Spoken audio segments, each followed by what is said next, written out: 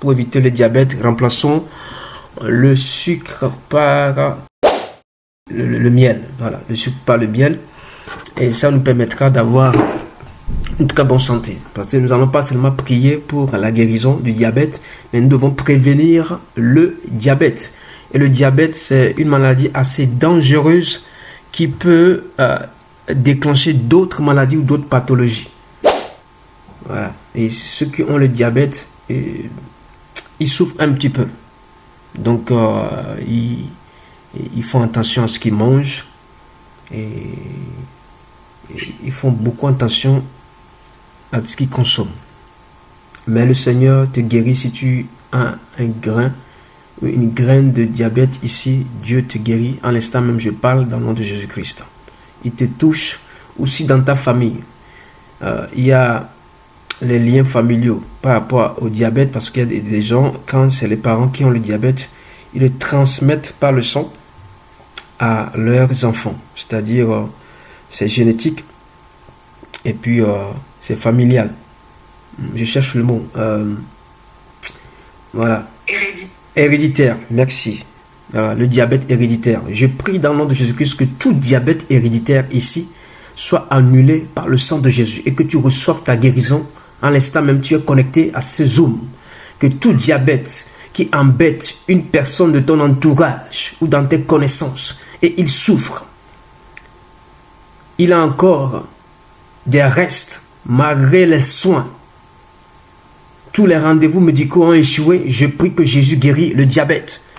Les deux maladies que Dieu m'a données cette année, c'est le diabète et le cancer. À commencer par le cancer. Mais le diabète, on en reviendra là-dessus. Pour le moment, j'attaque le cancer d'abord. Après, je vais attaquer le diabète. Ces deux maladies sont en train de faire du dégât. Mais dans le nom de Jésus-Christ, la Bible déclare que Jésus guérissait toutes les maladies et chassait les démons. Aucune maladie ne résistait. Il imposait les mains aux malades et les malades étaient guéris.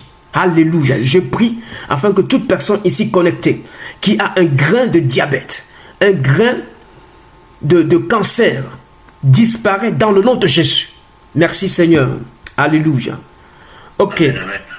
Donc, je vais vous lire un peu les vertus. Là, vous allez voir les vertus du miel.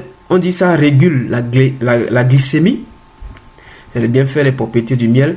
Régule la glycémie, réduit le stress métabolique, favorise la récupération du sommeil, traitement de la constipation, améliore la fonction cérébrale. Ça, c'est vraiment important pour les jeunes étudiants ou les élèves, ceux qui sont en formation ou voilà, ceux qui sont en train de préparer leur mémoire ou qui sont en alternance, en contrat d'apprentissage. Prenez beaucoup du miel. Ça va régénérer votre cerveau. Donc, ça répare les blessures. Ça, avant, dans le temps, c'est un antibiotique. Voilà. Donc, ça répare les blessures, les brûlures et les ulcères. Voilà. Ceux qui sont dans les soins peuvent me dire. Donc, ça hydrate pour la peau aussi. C'est très bien pour la peau. Amen. Voilà, donc il y a plus, vous allez faire les recherches pour voir qu'est-ce que le miel fait de plus, les bienfaits du miel. Pourquoi je veux parler du miel ce soir? On était en train de prier avec mes frères et mes sœurs dans l'intercession et le Seigneur m'avait mis à cœur cela. Donc nous allons lire un passage. Pourquoi Dieu a mentionné le miel dans la parole de Dieu. Vous savez, avec le ministère prophétique, moi, il y a des choses qui tiquent dans ma tête, qui sont des signes prophétiques, qui sont des symboles prophétiques et qui sont des repères prophétiques pour moi. Vous allez voir que mes messages ne sont pas des messages théologiques, élaborés, pédagogiques pour fatiguer votre cerveau. Moi, je vais prendre des petits détails dans la parole de Dieu, comme tous les prophètes, pour pouvoir vous communiquer une révélation. Est-ce qu'on peut monter ce soir? Bonne arrivée à tous ceux qui se connectent dans le nom de Jésus-Christ. Donc, les enfants d'Israël, ils ont eu une grâce. Ils ont eu une grâce sur une terre promise. Et Dieu ne parle pas parce qu'il a envie de faire plaisir à son peuple. Il a des promesses. Et ma prière pour toi ce soir, que tes promesses se réalise dans le nom de Jésus-Christ. Il a promis, dans Exode chapitre 3, le verset 17, il dit, « Et j'ai dit, je vous ferai monter de l'Égypte, et vous souffrez dans le pays des Cananéens, des Hétiens, des Amoréens, des Phérysiens, des Héviens et des Jébusiens, dans un pays où coule le lait et le miel. » Les enfants d'Israël sont destinés à aller vivre une nouvelle vie sur une terre nouvelle. L'Égypte était une terre d'esclavage, d'exploitation de l'homme par l'homme. Ils étaient en train de travailler et vivaient tout le temps la misère, la galère, le manque de la paix et de la joie. Ils travaillaient pour Pharaon et tout l'Égypte. Ils travaillaient pour construire des pyramides, pour construire l'Égypte. Mais eux, à l'intérieur d'eux, il y avait du vide. Mais Dieu a laissé 430 ans avant d'écouter les cris. Bien-aimés, vous devez revoir vos cris. Est-ce que vos cris montent vraiment vers le Seigneur? Est-ce que vous êtes réellement dans la détresse? Dans la détresse, j'ai crié à l'Éternel, a dit David. Et il m'a répondu des cieux. Vous savez, il y a des cris prophétiques, des prières, des intercessions prophétiques qui percent le premier ciel, le deuxième, et ça entre dans le troisième ciel, qui est le royaume des cieux. Là, Dieu descend et répond. Donc les cris étaient limités au premier ciel. Je prie que tes cris ne soient pas seulement au niveau des nuages, au niveau du soleil et de la lune, soient déjà percés.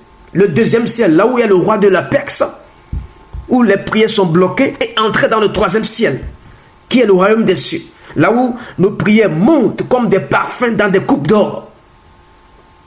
Et Dieu exauce la prière de son peuple. 430 ans, ils ont crié. Oh, ils avaient une terre promise. Bien aimé, vous êtes en Christ, vous avez une terre promise. La terre promise aujourd'hui n'est plus Canaan, mais c'est le royaume des cieux, appelé communément le paradis. C'est une terre promise. Mais ce n'est plus une terre aujourd'hui, c'est un royaume promis. Est-ce que je peux monter? Un royaume promis. Là où nous allons adorer avec Dieu, régner avec le Christ et avec le Père et tous les anges et tous les saints. Amen. Je vais pas parler de comment se passe l'Apocalypse parce que les gens aiment ça, détailler l'Apocalypse. Bien aimé, cherche le royaume promis d'abord. Matthieu chapitre 6, verset 33. Cherche premièrement le royaume et sa justice, et toutes ces choses vous seront données par-dessus. Cherche d'abord le royaume. Cherche à s'attacher au royaume, à entrer dans le royaume. C'est le but principal. C'est l'objectif de notre vie. Nous aimons le Christ, c'est très bien, mais nous devons entrer chez le Christ. C'est bien de parler du Christ, c'est bien d'exercer le ministère dans le nom de Jésus-Christ. Mais à la fin, ne rate pas le royaume des cieux. Et cette terre promise était pour les enfants d'Israël. Dieu, il te sort de l'esclavage, il te sort des ténèbres, il te sort du péché, mais tu as une terre promise. Tu as des promesses que tu dois vivre. Dieu n'est pas un Dieu qui délivre simplement. Il promet aussi. Il ne libère pas des chaînes, de la prison. Il ne libère pas des liens, des chaînes. Mais il te promet aussi de vivre une vie nouvelle, plus glorieuse. Une vie où lui-même il te gère. Ce n'est plus les hommes qui te gèrent. C'est Pharaon qui gérait les enfants d'Israël. Il avait le contrôle. Je prie dans le nom de Jésus-Christ ce soir. Si quelqu'un contrôlait ta vie, il te lâche au nom de Jésus. S'il y a un système bancaire, un système financier, un système politique, un système relationnel qui tient ta vie en otage, emprisonné et qui prend le contrôle, tu es devenu une marionnette. Dieu brise maintenant les liens et te lâche maintenant et tu es en liberté. Je prie pour que tu sois libre ce soir. Tout système qui a été mis en place par la société, même par la religion, pour t'aveugler, te voiler, que le voile soit déchiré et que les écailles tombent sur tes yeux, dans le nom de Jésus-Christ. Et il y a une grâce qui t'attend. Il y a un bonheur. La Bible dit que c'est un projet de bonheur et non de malheur. pour te donner de l'avenir, de l'espérance. Et ce projet-là est déjà conçu. Là où tu dois vivre, le bonheur, c'est déjà là. Au fait, nous crions, nous disons, Seigneur, bénis-moi. Non, tu es déjà béni. Dans les lieux célestes, tu es déjà une bénédiction. Et tu es une bénédiction pour cette nation. Tu es une bénédiction pour ta famille, une bénédiction pour ta famille, une bénédiction pour les frères et sœurs.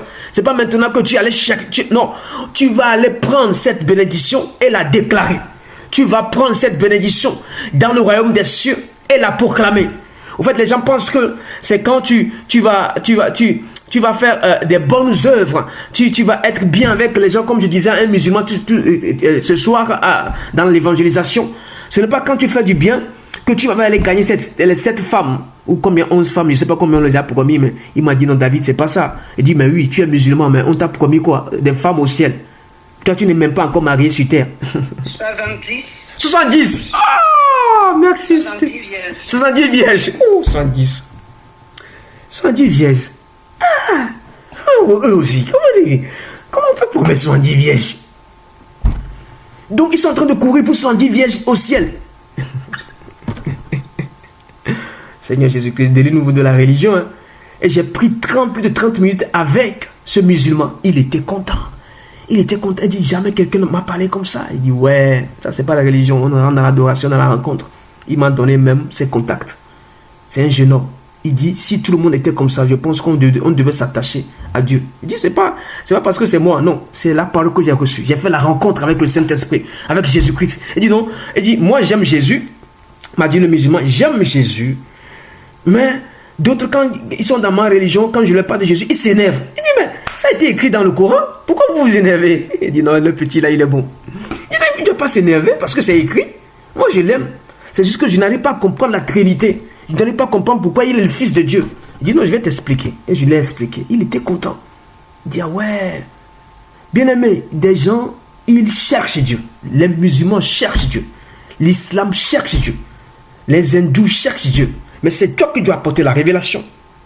C'est pourquoi, sors de l'esclavage. Sois libre. Et rends les autres libres. Sors de l'esclavage, je dis. Et rends les autres libres. Dans le nom de Jésus. Sors de l'esclavage. Sors de l'ignorance. Et rends les autres libres. C'est pas ta révélation que les gens vont se lever et dire que Dieu est vraiment vivant. Ce soir, je t'encourage à sortir de tout ce qui te rend encore étouffé, qui t'étouffe. Et tu n'arrives pas à mouvoir comme il faut. Lève-toi et mouve par le Saint-Esprit, dans le nom de Jésus. Ils avaient cette promesse, mais ils avaient encore des liens avec les Égyptiens. Un attachement. Comment Dieu peut promettre une terre, mais ils n'ont pas pu, avec le grand Moïse? Dieu te donnera un leader, un pasteur, un prophète, un évangéliste, un docteur, un apôtre, un enseignant, des frères et sœurs remplis de l'esprit, remplis de la parole. Mais le but final est que tu hérites le royaume des cieux. Ils avaient un grand Moïse, mais avec ce grand Moïse, ils ne sont pas entrés. La première vague n'est pas entrée. Vous voyez, Dieu peut vous choisir dans une génération, dans une époque, une saison, des hommes équilibrés dans l'esprit, équilibrés avec la parole, la puissance, équilibrés avec l'évangile, équilibré avec le caractère et l'onction, équilibré avec la sagesse et la connaissance. Mais si vous ne savez pas, vous allez rater le but. Parce que quoi? Il y a une terre promise que vous ne voyez pas. Il regarde plutôt la souffrance de l'Égypte. C'est pourquoi ne regardez pas derrière vous comme la femme de Lot. Ne faites pas, ne murmurez pas dans votre désert comme les enfants d'Israël, ils ont murmuré. Les concombres étaient mieux que la manne. Voilà. Ils ne se projetaient pas dans l'avenir pour voir comment le lait et le miel coulent dans ce pays. Mais comment sur cette terre, il y a le miel et le lait qui coule? Bon, ça coule comment? Le miel, il est comment? C'est pourquoi je vous ai posé la question. Est-ce que vous connaissez le bon miel du monde? Quel est le bon miel du monde? Normalement, il devait se poser la question à Moïse. Mais c'est quel miel on nous réserve? C'est quel lait on nous réserve? Ils n'ont pas posé cette question. Ils sont en train de vivre encore les histoires toxiques, les histoires anciennes. Bien-aimés, ça ressemble à nos vies aujourd'hui. Quand nous venons en Christ, nous voulons toujours un pas en arrière dans notre passé. Oh, j'étais comme ça. Et ça nous rattrape, on ressasse le passé, on ressasse le passé. Dès qu'il y a une petite épreuve, un petit défi. Oh non, moi dans le monde, attention, hein, moi j'étais beau hein, dans le monde. Hein. J'étais belle, hein, attention, hein, tu peux pas m'approcher. On dit aujourd'hui tu es en Christ. Frère, soeur, aujourd'hui tu es en Christ. Ah, le pasteur va dire, quand j'étais dans le monde, attention, j'étais dangereux. Hein. Ah, pasteur, tu es dans le Christ aujourd'hui. Arrête de nous dire ça, tu es en Christ. Amen. Au fait, ils veulent vanter le passé. Oh, tu es devenu une nouvelle créature. Ils sont devenus des enfants libérés avec Moïse, mais ils ne voyaient pas. Maintenant, tu dois se tourner vers la vision future. Ce que Dieu avait prévu pour toi. Les promesses. Regarde le nouveau jardin, pas l'ancien jardin avec le serpent qui marchait. Le serpent marchait avec Adam et Ève. C'est quand il a été maudit qu'il rampait. Maintenant, on dit que c'est toi qui écrases la tête du serpent. Ce serpent la rampe, il ne marche plus. Mais tu dis non, le serpent qui est là aujourd'hui marche. Dieu dit non, il ne marche plus. Il rampe. Est-ce que je peux prêcher ce soir? Il rampe, le serpent rampe. Sur la terre nouvelle, il n'aura pas accès à ton jardin. Il n'aura pas accès à ton territoire. Il est vaincu et tu es plus que vainqueur. Tout ça a été communiqué aux enfants d'Israël, mais ils ne voyaient pas. Ils voyaient toujours le passé, le passé, le passé. Ne regarde plus ton église passée. Les gens t'ont fait du mal, ils ont cassé l'église. Ne regarde plus les faux prophètes. Mais regarde devant toi ce que Dieu a de merveilleux pour toi, frère et soeur. Tu as un ministère, le ministère est étouffé par des hypocrites, des incrédules. Ne regarde pas ça. Regarde une nouvelle foule qui s'approche. Jésus-Christ, il regardait l'église à venir. C'est pourquoi il a pu aller à la croix. Malgré les pharisiens, malgré les docteurs de la loi qui le fatiguaient avec la mauvaise théologie. Mais il regardait la croix. Père, pardonne-leur, car ils ne savent pas ce qu'ils font. Lui, il regardait à ça. Mais eux, ils regardent quoi? À quelqu'un qui va prendre leur place, qui amène une nouvelle doctrine, qui n'est pas leur doctrine. Vous devez vous concentrer sur le nécessaire à venir. Vous devez oublier aussi, comme je disais à un frère, fais un effort d'oublier ton ex-femme. On dit ex. Je vais parler vous qui avez des ex ici. Oubliez vos ex. On dit ex. Tu es sorti de là. On dit ex. Bon, ex. Ex. C'est-à-dire c'est derrière. Quand on dit ex, c'est-à-dire c'est dans l'année passée. Histoire passée. Mais comment tu vas mettre ta tête encore dans l'histoire passée? Tu vas t'engloutir. Tu vas être noyé. Oubliez vos ex. Ah, Seigneur, je vais terminer mon message. Aide-moi ce soir. Tout ce qui est ex dans votre vie. Moi, je suis désolé de voir même que les ex-satanistes témoignent et ils mettent encore ex-sataniste. Tu es une nouvelle créature, tu n'es plus ex-sataniste. Ex-sorcier. Ex-prostituée. Non, c'est des thèmes qu'on ne doit plus prononcer quand on publie nos vidéos, nos témoignages, nos écrits. Il dit pasteur Laurent, pasteur Thierry, pasteur je sais pas, Christophe, ex-sorcier. Non! Ta nouvelle nature n'est pas liée à l'ancienne nature. Tu es une nouvelle nature, nouvelle créature, point barre. Pasteur Christophe. Voici mon témoignage. Dans le passé, j'étais comme ça. Bon, pourquoi tu vas mettre ex? Tu n'es plus avec Satan, avec le diable. Tu es avec Jésus. Jésus, c'est un Dieu jaloux. Il n'aime pas qu'on l'associe. C'est pourquoi arrêtez de parler de vos ex. Ici, moi en France, dès que quelqu'un me fait un entretien, je dois parler de son ex. Parle de ton ancien foyer. Mon ex, mon ex, mon ex, mon ex. Tu n'es plus avec lui. Pourquoi tu prononces son nom? Non, appelle son nom. Voilà, c'était mon ancien mari. Voilà, mon ancienne femme. Ex. Je ne sais pas comment le diable a pu mettre ce mot-là dans le français et que les gens aiment ça. Mon ex-pasteur. Ex-église. Ah, Seigneur, que Dieu délivre maintenant son peuple de tout ce qui est ex. Parce que les ex, c'est comme l'Égypte. Tu n'étais pas bien là-bas. Tu n'étais pas bon avec lui. Tu n'étais pas bien avec lui. Tu n'étais pas bien avec elle. Donc, essaie d'oublier. C'est du passé. Est-ce qu'on peut monter? Et ce miel, ils l'ont raté. Mais toi, tu ne rateras pas le miel ce soir. Dans le nom de Jésus-Christ. Tu ne rateras pas le miel. Le miel représente la gloire de Dieu. La guérison. Vous savez, avec le miel, on guérit. Le miel guérit. Le miel améliore, arrange, reconstruit, rebâtit. C'est les abeilles qui produisent le miel. Et les abeilles piquent. Ça veut dire que dans la souffrance, Dieu peut t'amener à vivre un nouveau départ. Si vous ne faites pas attention, quand vous n'avez pas une combinaison, le matériel qu'il faut pour aller prendre le miel dans les abeilles vont me piquer. Des fois même les gens, ils rêvent, ils voient qu'ils veulent prendre le miel, mais les abeilles les piquent. Ça, c'est la sorcellerie. C'est les épreuves de la vie. J'étais dans un pays un jour et je voulais aller dans un autre pays. Je voyais plein d'abeilles me bloquer la route. Mais Dieu m'a fait, les abeilles ne m'ont pas piqué. Je suis allé prendre des bidons de miel. Bidons de miel, bidons, ça, la révélation me vient encore. Des bidons de miel, bidons de miel, bidons de miel. Sur un autre territoire.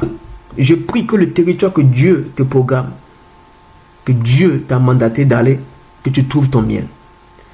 Que rien ne soit un blocage. Les abeilles faisaient tout pour me piquer, mais ils n'arrivaient pas. Quelle est l'abeille de ta vie qui veut te piquer, que te fait du mal, t'empêcher de rentrer sur ton territoire, dans ta vraie bénédiction, qui ne s'accompagne d'aucun chagrin. J'enlève le chagrin et je prie afin que tu vives la vraie bénédiction. Dans le nom de Jésus. Ils devaient vivre ça. Mais ils l'ont raté. Ne rate pas ton miel cette saison. Je continue mon message. Et il y a un évangéliste qui se nourrissait du miel. Je me dis, mais pourquoi lui évangéliste? Vous le connaissez, c'est Jean-Baptiste. Dans Matthieu chapitre 3, verset 4. Or, Jean lui-même avait son vêtement de poil de chameau et une ceinture de cuir autour de ses reins. Et sa nourriture était des sauterelles et du miel sauvage. Dieu vous donnera une nourriture, c'est-à-dire un message spécifique, particulier, par rapport à votre destinée, votre mission. Vous aurez un message. Vous allez voir, peut-être un pasteur va prêcher que sur l'amour, d'autres vont prêcher sur beaucoup sur l'onction, d'autres sont dans la délivrance, d'autres sont à fond dans la guérison intérieure, beaucoup sont à fond de voir des miracles s'opérer, des prodiges. Chacun a son miel sauvage. Est-ce que je peux parler à quelqu'un, au ministre de Dieu ici, au ministère? Chacun a son miel sauvage. Et Jean-Baptiste était un évangéliste et il était précurseur pour baptiser le Messie. Peut-être il devait faire 100 ans, mais Dieu a voulu qu'il fasse un peu de séjour, un peu d'évangélisation dans le désert, baptiser les gens et partir. C'était que son ministère. C'est pourquoi on lui a coupé la tête même. Parce qu'il n'a plus le droit de parler. Est-ce que je peux prêcher ce soir? Et on devait lui enlever la tête parce que sa mission est finie. On a fini avec lui parce que sa mission est finie. Ce qu'il devait faire, c'est de baptiser le Christ et de laisser la place au Christ. Il ne pouvait plus avancer. Ta mission, c'est juste faire une activité. C'est juste faire cette œuvre. Mais tu dois discerner l'œuvre. Avec qui tu dois le faire. Nous sommes trop dans l'activisme. On veut faire tout en même temps. Non. Quelqu'un m'a dit non. Tu vois, David, je sais que tu es prophète évangéliste. Oui, je sais. Moi, je me sens à l'aise là-bas. J'aime les prophéties. J'aime que Dieu parle. Moi, j'aime ça. Et j'aime que les âmes soient gagnées. Et quand, voilà, c'est vous qui avez dit que tu es prophète évangéliste, d'autres tu es prophète, d'autres tu es évangéliste. Le pastorat, c'est parce que j'ai une assemblée aujourd'hui par la grâce de Dieu, que, voilà, je suis le responsable, le pasteur de l'église. Ça, c'est normal. Voilà, j'ai des brebis en charge. Mais, le ministère, il est prophétique et évangélique. Et personne ne peut dire le contraire ici. Du Togo, de l'Afrique, jusqu'à France, aujourd'hui, dans les pays de l'Europe, jusqu'aux États-Unis, tout le monde m'a dit ça. Et j'ai béni le Seigneur pour votre vie parce que vous avez discerné cela en moi. Et c'est Dieu qui travaille à travers moi, c'est pas moi. Moi, c'est pas, je suis une enveloppe. Mais Dieu, il a ce côté prophétique et évangélique et il a mis en moi pour que je le manifeste. Et en toi aussi, il a mis un côté prophétique, évangélique, pastoral, apostolat, enseignant, Mais manifeste notre Jésus-Christ. Lève-toi et manifeste. Ne te dis pas que tu vas ressembler à David. Est-ce que tu sais combien de messages Dieu me donne? Est-ce que tu pourras véhiculer le message comme il faut? Il y a une nouvelle personne qui est venue le mercredi. J'avais révélé quelque chose. Et à la fin, elle m'a témoigné, ça dit, oh Seigneur, tu as encore parlé. Dans tout ça, là, moi, je vais juste prier. Mais la personne a reçu. Et dimanche, elle viendra à l'église. Gloire à Dieu. Donc, soyez à l'aise, tranquille dans votre ministère, dans votre couloir. Frères et sœurs, soyez l'imitateur de Christ. Comme Paul l'est, comme je le suis, comme le pasteur Stéphane l'est, comme la sœur Nathalie l'est, comme Sandra l'est, comme Samuel. Soyez des imitateurs de Christ. N'imitez pas la religion. N'imitez pas des systèmes. Imitez ce que Christ vous a dit dans votre esprit, que vous êtes. Vous êtes tel et restez tel. Ne faites pas du copier-coller. Ne cherchez pas à gauche des onctions. Moi, je vois des jeunes qui cherchent l'onction. L'onction se cherche quoi? Dans le brisement. Jean-Baptiste, regarde son vêtement. 1. Il n'avait pas de costume comme nous aujourd'hui. Regarde sa nourriture. 2. C'est-à-dire, il y avait 3 choses. Son vêtement, sa nourriture, sa ceinture. La ceinture de la vérité. Le vêtement d'onction. Et puis la bonne nourriture. Les 3 choses doivent être sur votre vie. Onction, le vêtement qu'il faut. C'est-à-dire la posture qu'il faut. Le revêtement spirituel qu'il faut. La puissance qu'il faut. La ceinture de la vérité. Vous devez être calé dans la parole. Connaître la vérité. Être comme des chrétiens de Béret. Allez fouiller si c'est vrai ou faux. Et maintenant, savoir où manger. Parce que les chrétiens mangent dans toutes les assiettes. Dans toutes les casseroles. Tu ne dois pas manger n'importe où. Et si tu viens à la map, tu manges la nourriture de la puissance et de la parole. Tu verras des gens guéris, transformés. Des ministères se lever. Ça, c'est la map.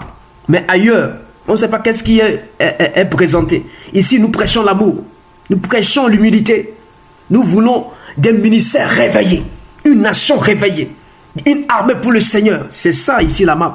Ici, il n'y a pas de concurrence ni de compétition. On n'est pas dans la religion. Alléluia.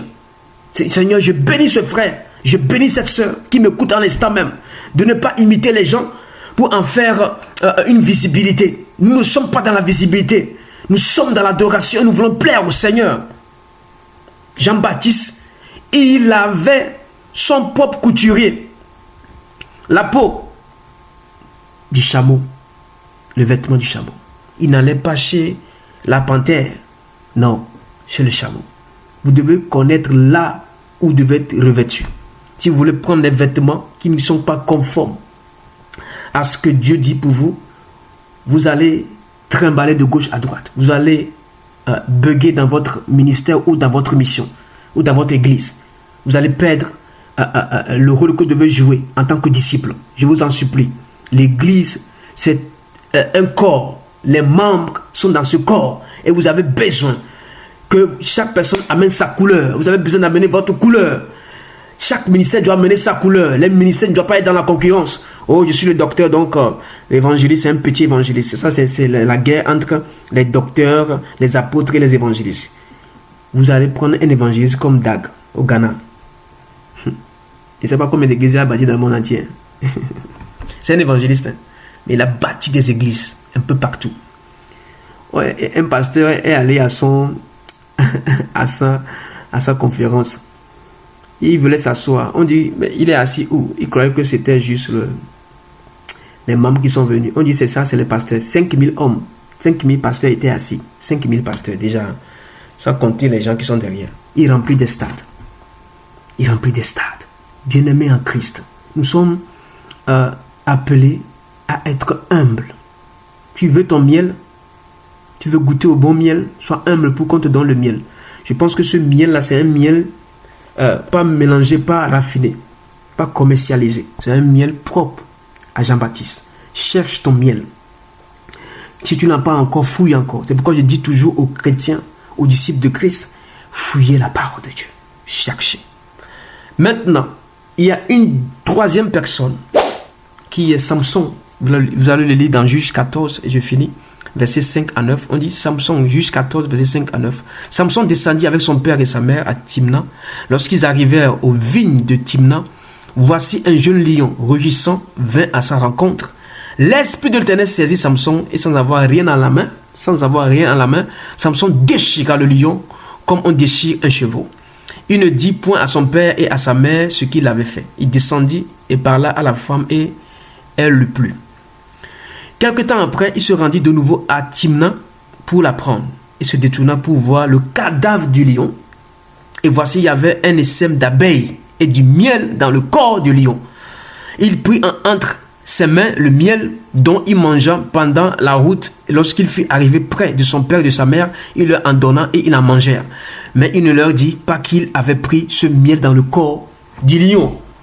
Samson, un homme d'onction, rempli de puissance. Mais le problème de Samson est à 3 niveaux. Le premier niveau, c'est qu'il aime la bagarre, il provoque, c'est un provocateur, parce qu'il se sent le plus fort. Bien aimé, quand tu te sens le plus fort, l'esprit de bagarre, de dispute, de critique, d'accusation, de provocation te guette. C'est pourquoi sens-toi le plus petit. Sens-toi le plus petit, le plus moins de tous, comme l'apôtre Paul le dit, le plus moins de tous, l'esclave. Il est esclave, il est dans les chaînes de l'évangile. Ne sois pas orgueilleux. Ne te vante pas de ce que Dieu t'a donné. Donc il provoquait. La deuxième chose, c'est qu'il aimait les femmes. Le problème de Samson, c'est qu'il aimait les femmes. Il a échoué au niveau des femmes. Et la troisième, c'est qu'il n'avait pas de leader, un mentor, un accompagnateur spirituel, un aîné dans la foi, pour le regarder un petit peu, le conseiller. Il n'avait pas de conseiller. Seule l'onction lui suffisait. Il n'avait même pas la parole. Il n'avait que l'onction. Donc il devait avoir quelqu'un qui l'enseignait la parole avec son onction. C'est pourquoi vous devez avoir des bons bergers qui vous enseignent. Vous devez accepter qu'on vous recadre aussi. Des gens qui vous conseillent, comme Jétro conseillait Moïse. Paul conseillait Timothée. Il n'avait pas de Paul dans sa vie. Il n'avait pas d'aîné. Il n'avait pas un père dans la foi. Il n'avait pas un encadreur. Il n'avait pas un mentor. Un leader. Il était lui le seul chef. Il était en train de se bagarrer avec tout le monde. Il couchait avec toutes les femmes, les prostituées. Et personne ne pouvait le conseiller. Mais il avait des parents. Vous pouvez avoir des parents biologiques, mais cherchez aussi un aîné spirituel, qu'importe son âge. Il peut être plus jeune que toi, mais tant qu'il est sage, il est rempli d'onction. Et l'esprit de conseil, il peut t'aider. Et Samson manquait cela. Mais quelque chose s'est passé ici, ça m'a touché. Malgré tout ce qu'il fait comme bêtise, Dieu avait mis un obstacle, le lion, sur sa route. Il a tué le lion. Il ne s'est pas occupé tout de suite. Il est revenu sur le même lieu, le même endroit. Il trouve le cadavre du lion. Il veut examiner si vraiment le lion est bien mort. Et il découvre quoi? Le miel dans le lion. Bien aimé, quand vous faites un combat, c'est là maintenant mon message.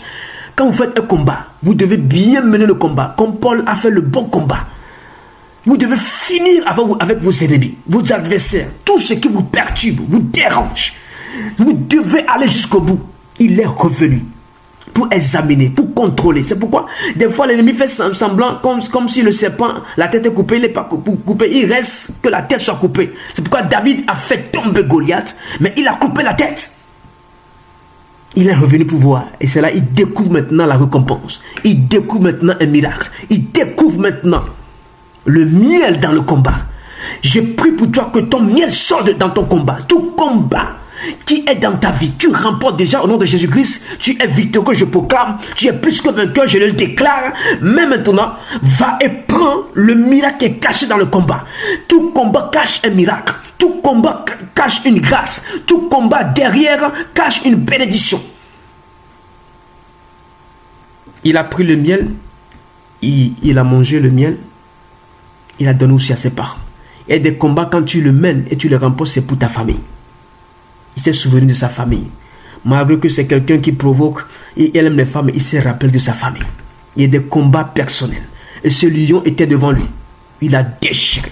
Je prie que Dieu te donne l'onction, la puissance, l'autorité à déchirer tel lion et tel lionceau qui se présentent devant toi. Comme Daniel, ils se sont présentés dans la fosse aux lions, mais ils n'ont rien fait. Cette année 2025, tous les lions qui ont été programmés par le monde mystique, occulte, le monde ténébreux, le monde satanique et diabolique, contre ta vie, ton ministère, ta mission, ton foyer, tes relations, je prie que tu les déchires et que ils deviennent des cadavres. Parce qu'il y a des gens qui meurent et qui ressuscitent. Le lion n'est pas ressuscité, hein. Il est devenu un cadavre. Et dans ce cadavre est sorti du miel. Je ne sais pas comment, qu'est-ce qui s'est passé, qu'est-ce qui s'est régénéré. Je prie que dans ton combat, les choses qui devaient mourir se régénèrent en miel et que tu prennes et que tu t'en serves pour le royaume. Dans le nom de Jésus, je prie pour toi encore ce soir, que tu ne partiras pas de ce Zoom sans avoir pris ton miel. Il y a une grande bénédiction, il y a une grande récompense, il y a quelque chose que Dieu veut t'offrir, mais pas miracle, mais dans ton combat. C'est pourquoi ne fuis pas dans le combat, ne fuis pas le combat, reste dans le combat, persévère et gagne la bataille, parce que tu es le fils de Dieu et tu es la fille de notre Père. Samson est sorti plus que vainqueur avec un miel, malgré que il n'avait pas de leader à côté, il n'avait pas d'autres combattants, mais il a fait son combat. N'attendez pas que les gens viennent vous aider. Affrontez, allez-y et votre miel sortira. Je vais m'arrêter là, au nom de Jésus-Christ. Je vais m'arrêter là et on va prier. Est-ce que tu es là? On va prier. Mes frères et sœurs, je ne veux pas vous prêcher un message théologique, un message qui va vous endormir, un message qui vous ouvre l'esprit. Ton miel doit sortir dans ton combat. Quel est ce combat qui t'écrase? Quel est ce combat qui te met à terre? Quel est ce combat qui te fatigue, qui t'épuise? Quel est ce combat que tu n'arrives pas à surmonter? Quel est ce combat que tu ne déplaces pas comme une montagne? Ce soir, tu vas te lever dans la prière et dire: Seigneur, ce combat de cette année, qu'importe les épreuves, les difficultés, je prie au nom de Jésus-Christ. Samson a surmonté. Tu peux surmonter aussi. Il a tué son lion. Un combat assez rude. Les lions, c'est pas de la rigolade. On est allé dans un parc ici. On a vu le lion. Il est couché comme ça. Il te regarde. Attention, c'est griffe. Attention. Hein. Moi, j'ai prié pour qu'il passe. Il se réveille. Hein. Je le voyais dans la cage, mais moi, j'avais peur. Hein. Ma femme, pas peur. Mes enfants, oui. L'apôtre Dieudonné et puis Emmanuel, ils n'avaient pas peur. Mais moi, j'avais peur quand même. Avec l'onction que j'ai, j'avais peur. Le gars qui se réveille, il va me déchirer. Mais un homme comme nous, simple comme nous, qui a l'esprit de Dieu en lui, il a déchiré le lion. David a déchiré des lions. Vous êtes plus que des David. Vous êtes plus que des Samson. En Christ Jésus. Est-ce que peux-tu prier? Dans le nom de Jésus, élève la voix. L'obaché karamalia. Les baba baba katarababados. Ratoske mali katarabale. Le koroboshi kayababa. Le territoire que Dieu te donne, ce pays que Dieu te donne, coule le lait et le miel. Ne regarde pas la France comme une France qui est en train de perdre ses valeurs. Mais toi, vois une femme bénie en France, bénie en Europe, bénie en Afrique, bénie en Haïti, bénie au Congo, au Cameroun, en Belgique, en Allemagne, béni au Canada, béni aux États-Unis, béni dans les villes de la France, béni à Bourg-en-Bresse. Regarde maintenant ce territoire, il y a un lait qui coule, il y a le miel qui coule, que le miel coule en ta faveur, que le miel coule en ta faveur, le miel de la guérison, la restauration, du rétablissement, de la reconstruction, un miel qui te rebâtit, un miel qui te donne la paix du cœur, la joie de vivre, un miel de reconstruction, un miel de réconciliation, un miel qui te repositionne. Le miel est là, ça doit couler, que ton onction coule et fait couler le miel, que ton onction coule et fait couler le miel, que ta prière coule et que le miel coule. Dans le nom de Jésus, est-ce que tu peux monter en prière? Dans le nom de Jésus. Dis, mon miel doit couler ce soir. Mon miel doit couler. Ce que Dieu a préparé pour moi, les promesses se réalisent dans le nom de Jésus. Dans le nom puissant de Jésus. Les promesses se réalisent. Les promesses se réalisent. Je ne vais pas mourir dans le désert. Je dois aller jusqu'à mon Canaan actuel et spirituel. Dans le nom de Jésus. Je dois aboutir. Élève la voix là où tu es. Tu parles. Seigneur, que je gagne mon miel. Je vais jusqu'au bout et atteindre mon miel. Mon miel a été préparé. Mon miel est une promesse. Elle se réalise. Même si les prophéties tardent, elles se réaliseront dans le nom de Jésus-Christ. Ces prophéties se réaliseront dans le nom de Jésus-Christ. Même si les enfants d'Israël ont raté ce temps où tu dois couler ce miel, moi, Seigneur, je ne mettrai pas 40 jours, Seigneur, dans le désert, 40 ans dans le désert. Je ne mettrai pas 4 mois dans le désert. Je ferai que une semaine, 8 jours. Je ferai que les quelques jours dans le nom de Jésus-Christ. Je ne ferai pas 200 dans ce désert. Je sors du désert et je rentre dans ma terre promise. Je rentre dans mes promesses dans le nom de Jésus-Christ. Et je prie maintenant pour le miel qu'il faut, la bonne nourriture, la bonne semence, la bonne révélation, le bon message, pas un message qui m'endort, pas un message qui me refroidit, pas un message tiède, pas un message mélangé Et dis-lui un message authentique et pur. Je bois maintenant le miel authentique. Je bois et je deviens fort et courageux. Je persévère, je ne perdrai pas la foi.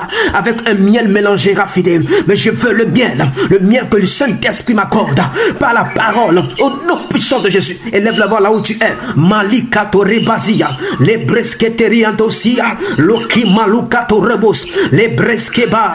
Ne rate pas le miel. Ne rate pas le miel.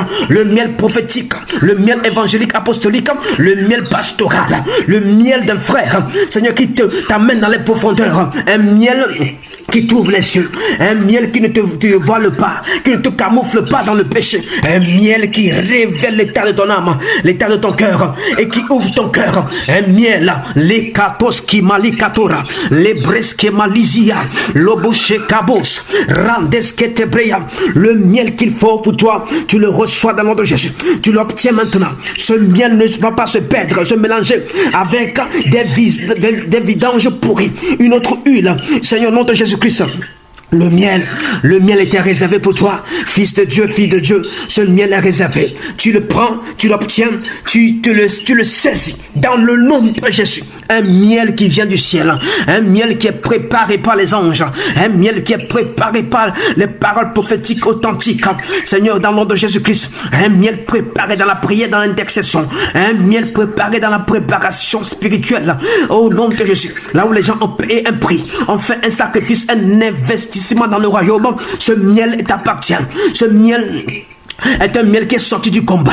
Alléluia. Tous les combats qui t'avaient écrasé, maintenant tu tires le miel dans ton combat, dans ta bataille, dans tes défis, devant tes montagnes, tu tires ton miel dans le nom de Jésus. Les koribazia, la masse que te monte en prière encore, monte encore 2 minutes en prière dans le nom de Jésus-Christ. Quel est le combat dans le pays? Quel est le combat dans le ministère? Quel est le combat dans le foyer, dans la famille? Tire ton miel, tire ton miel. Malgré qu'il y avait le lion, il a tiré le miel. Mais le combat était mort d'abord. Je fais mourir ton combat. Ton combat n'existera plus. Ton combat disparaît. Les batailles disparaissent. Tu dois marcher la tête haute dans le nom de Jésus. Toi qui étais courbé, tu es redressé. Et maintenant tu tires le miel. Tu verras le miel et tu vas le vivre dans le nom de Jésus. Ce soir, j'appelle cela dans ta vie. Le miel qui doit couler. Couler sur tes enfants. Couler sur ton mari. Couler sur ta femme. Le miel qui doit courir sur ton ministère. La rogue tous ceux qui s'approchent dans ton ministère, qui viennent à toi, ils doivent prendre le miel de Christ, le miel de l'évangile, par le Saint-Esprit. Alléluia. Que des choses étonnantes, des miracles, des produits se produisent dans le nom de Jésus-Christ. Que des miracles se produisent. Dans un lion est caché un miel. Dans ton ministère est caché un miel. Dans ton territoire est caché un miel. Dans ta souffrance, dans ta douleur est caché un miel. Ouvre tes yeux et capte cela au nom de Jésus. Saisis ta grâce, saisis ta grâce, saisis ta grâce dans le nom puissant de Jésus. Karimalia, Randeske. J'arrête cette souffrance-là dans ta vie et je te mets maintenant le miel dans ta main.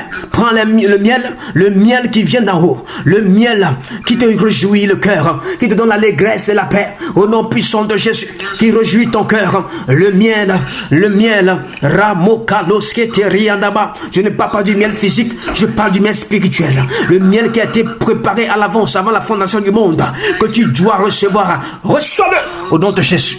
Reçois-le au nom puissant de Jésus. Alléluia. Des miels de guérison. Là où tu es et tu souffres, miel de guérison. Et miel de guérison. Miel de guérison. J'impose maintenant le miel de guérison dans le nom de Jésus. Alléluia. Merci papa. Parce que tu es là. Et nourris ta famille. Aide ta famille. Nourris tes parents, tes frères et sœurs. Les frères et sœurs en Christ. Tous ceux qui ont besoin de ton ministère. Besoin de ton aide, de ton soutien, de ton œuvre. Nourris-les. Il s'est rappelé, Samson s'est rappelé de ses parents. Alléluia. Personne n'a su. Des fois, personne ne sait ce que tu traverses. Mais Dieu est avec toi. Personne ne sait ce que tu subis. Mais Dieu est avec toi. Parce que tu es un Dieu fidèle. Il est là avec toi. Au nom puissant de Jésus. Amen. Amen. Au nom de Jésus. Amen. Amen. Gloire à Dieu. C'est ce que j'avais pour vous. Maintenant, je laisse la place aux requêtes particulières. Si vous avez une requête, nous allons prier pour vous. Bonne arrivée à ceux qui se sont connectés après. Le sujet.